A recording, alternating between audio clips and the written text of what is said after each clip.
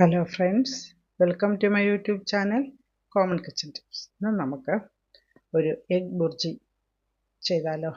ഒരു ചൈനീസ് വിഭവമാണ് ഇത്. നമുക്കിത് ബ്രേക്ക്ഫാസ്റ്റിന് നമുക്കിന്ന് ചൈനീസ് ബുർജി ചെയ്യാം.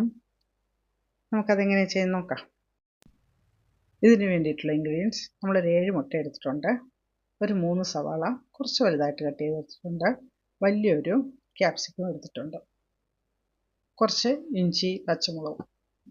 അപ്പം നമുക്ക് ആദ്യം മുട്ട പൊട്ടിച്ചൊഴിക്കാം.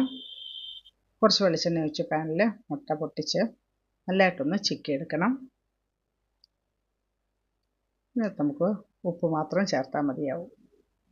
ഉപ്പ് മാത്രം ചേർത്ത് നമുക്ക് മുട്ട നല്ലപോലെ ഒന്ന് ചിക്കി എടുക്കാം.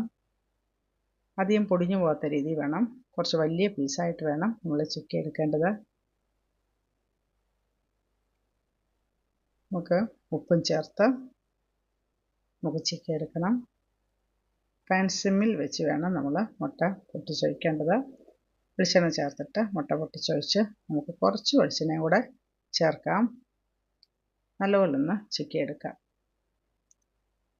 ഇത് നമുക്ക് ബ്രേക്ക്ഫാസ്റ്റിന് അരിയാഹാരം ഒഴിവാക്കിയിട്ട് കഴിക്കാൻ വേണ്ടിയിട്ട് ഇതും തയ്യാറാക്കാം.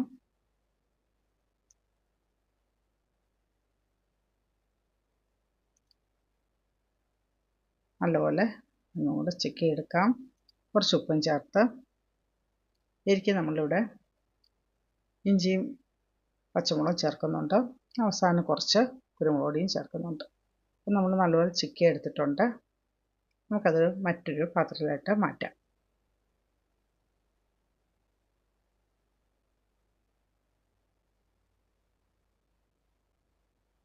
നമുക്കിനി തന്നെ കുറച്ച് വെളിച്ചെണ്ണ ചേർത്ത്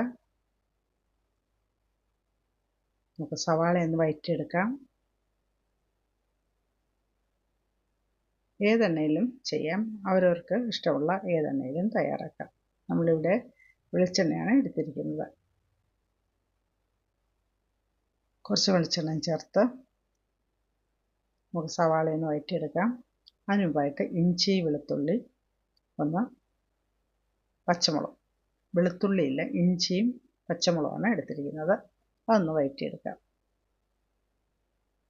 അധികം വഴറ്റേണ്ട ആവശ്യമില്ല, കുറച്ചൊന്ന് വഴറ്റിയെടുത്താൽ മതിയാവും. നമുക്കിതിലോട്ട് നമ്മുടെ സവാള അരിഞ്ഞ് വെച്ചിരിക്കുന്നതും കൂടെ വഴറ്റിയെടുക്കണം.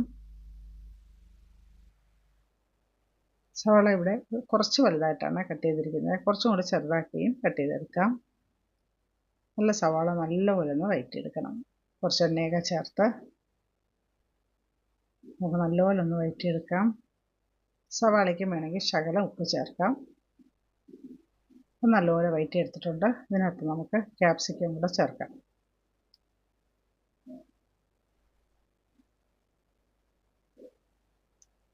ക്യാപ്സിക്കവും ചേർത്ത് നല്ലപോലെ വഴറ്റിയെടുക്കാം. ക്യാപ്സിക്കമൊക്കെ അധികം വഴറ്റാണ്ടെന്നുണ്ടെങ്കിൽ അങ്ങനെയും ചെയ്യാം. ഇപ്പോൾ കുട്ടികൾ കഴിക്കാൻ വേണ്ടിയിട്ട് നല്ലപോലെ നമ്മൾ വഴറ്റിയെടുക്കുന്നുണ്ട്. നല്ലപോലെ കുറച്ച് എണ്ണയൊക്കെ ചേർത്ത് നല്ലപോലെ വഴറ്റിയെടുക്കാം. ഇപ്പോൾ എല്ലാം നല്ലപോലെ വഴറ്റിയെടുത്തിട്ടുണ്ട്. നമുക്കിതിൻ്റെ കൂടെ മുട്ടയും ചേർക്കാം. ഒരുവിധം വഴന്ന് വന്നിട്ടുണ്ട്. നമുക്കിനി മുട്ടയും ചേർക്കാം. ബ്രേക്ക്ഫാസ്റ്റിന് ഇങ്ങനെ ചെയ്ത് കൊടുത്താൽ കുട്ടികൾക്ക് വളരെ ഇഷ്ടമായിരിക്കും. എന്നും ഒരേപോലെയുള്ള ആഹാരം കഴിക്കുന്നതിന് പകരം ഇങ്ങനെ വെറൈറ്റി ആയിട്ട് കുറച്ച് വെജിറ്റബിളൊക്കെ ചേർത്ത് ഇങ്ങനെയുള്ള ബ്രേക്ക്ഫാസ്റ്റ് തയ്യാറാക്കിയാലും അത് കുട്ടികൾക്ക് വളരെ ഇഷ്ടമായിരിക്കും. നമ്മൾ മുട്ടയും ചേർത്ത് ഗ്ലൂട്ടൻ അലർജിയുള്ള കുട്ടികൾക്ക് നമ്മൾ കൂടുതൽ അരിയാഹാരം കൊടുക്കുമ്പോൾ ഇടയ്ക്കൊക്കെ ഇങ്ങനെ ബ്രേക്ക്ഫാസ്റ്റിന് അരിയാഹാരം ഇല്ലാതെ ഇങ്ങനെയുള്ള ബ്രേക്ക്ഫാസ്റ്റൊക്കെ തയ്യാറാക്കാം. സൺഡേ തന്നെ ആവണമെന്നില്ല, ആഴ്ചയിൽ ഏതെങ്കിലും ഒരു ദിവസം നമുക്ക് ഇങ്ങനെയുള്ള ബ്രേക്ക്ഫാസ്റ്റ് തയ്യാറാക്കാം. സൺഡേയും സാറ്റർഡേ ഒക്കെ ആണെങ്കിൽ സ്കൂളിൽ നിന്ന് പോകാത്ത ദിവസം കൊടുക്കുന്നതായിരിക്കും നല്ലത്. ഗ്ലൂട്ടൻ അലർജിയുള്ള കുട്ടികൾ കൂടുതൽ അരിയാഹാരം കഴിക്കുന്നത് കൊണ്ടാണ് നമ്മളിങ്ങനെ തയ്യാറാക്കുന്നത്. നമുക്ക് കുറച്ച് കുരുമുളക് പൊടിയും കൂടെ ചേർക്കാം. ഇപ്പോൾ സൺഡേ സാറ്റർഡേ ഒക്കെ ആകുമ്പം അവരിത് സമാധാനത്തിൽ നമുക്ക് പതുക്കെ ചെയ്താൽ മതിയാവും. അങ്ങനെ നമ്മുടെ എഗ് ബുർജി ഇവിടെ റെഡി ആയിട്ടുണ്ട്.